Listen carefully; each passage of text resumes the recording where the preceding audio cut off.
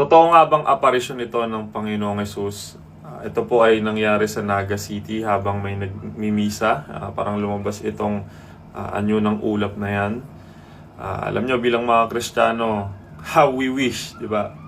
Na dumating na ang Panginoong Hesus sa sobrang gulo ng mundo. Actually, yan yung lagi kong prayer, pero nare-review ko minsan kasi parang ang selfish ko naman.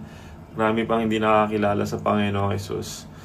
But anyway, kapag ang mga tao nakakita ng ganito, syempre hindi may iwasan na maging emosyonal, maluha, maiyak. Alam nyo kung ang isang tao ay nag-repent at tumanggap sa Panginoon dahil nakakita ng mga ganito, then that's good. Hindi natin pwedeng i-box ang Diyos kasi God can move in a different way, use any way para tawagin ang kanyang mga tupa. Pero paalala lang, dapat hindi lang tayo nakakaalala sa Diyos sa tuwing nakakita tayo ng mga ganitong signs, or hindi lang lumalakas yung faith natin kapag nakakita tayo ng mga ganitong bagay. Una sa lahat, hindi naman natin alam ano ay tsura ng Panginoong Hesus. Kasi talagang prone na may steer yung emotion natin kapag nakakita tayo ng mga ganito, di ba? Pero ang tanong, nabago ba ang buhay natin? Kasi ang tunay na pananampalataya ay hindi naghahanap ng kung anumang sign sa ulap or aparisyon. Ang tunay na pananampalataya ay kumakapit sa salita ng Diyos kahit walang nakikitang milagro. Kung sign man niya na ginamit ng Diyos, then that's good.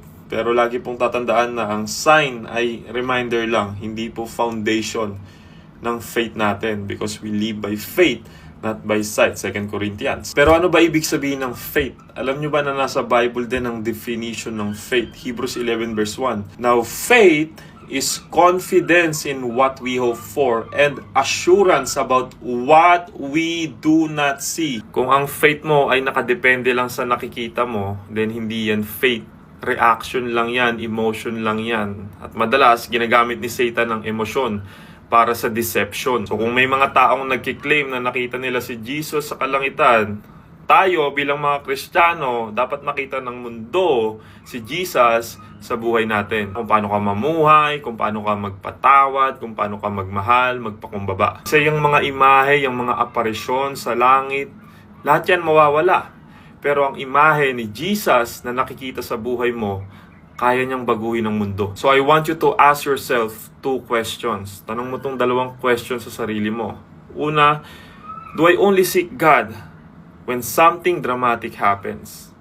Pangalawa, am I living by faith or am I just reacting to what I see? Ang buhay dapat natin ay nagre-reflect sa imahe ni Jesus kahit walang nakakakita. Hindi po sa ulap ang tunay na tanda. Ang tunay na larawan ni Kristo, hindi po sa ulap makikita, kundi sa kanyang salita, sa Holy Spirit na nasa atin, at sa bagong binuhay niya. Amen?